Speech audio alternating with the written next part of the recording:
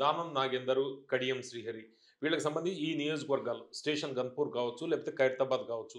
ఇక్కడ ఉప ఎన్నికలు వస్తే ఏంటి పరిస్థితి? కాంగ్రెస్ స్టాండ్ ఏంటి? 100% స్ట్రాటజీ?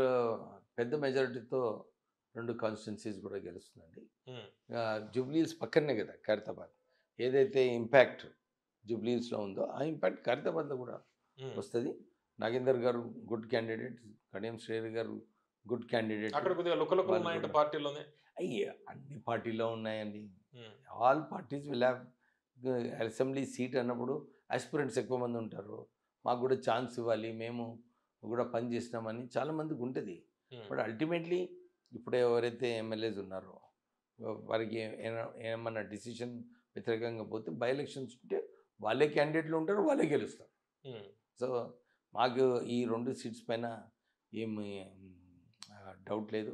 ఫస్ట్ జూబ్లీహిల్స్ గెలిచిన తర్వాత హ్మ్. సిటీలో కూడా ఒక స్ట్రాంగ్ ఫుట్ హోల్డ్ కాంగ్రెస్ పార్టీకి రావడం జరిగింది. So we will win with thumping majority. Confidence పెరిగింది మీకు జూబ్లీహిల్స్ తోటి. 100% కార్యకర్తల్లో పెరిగింది, ప్రజలలో పెరిగింది, పని కూడా చేస్తున్నాము. So all 3 factors will help Congress party.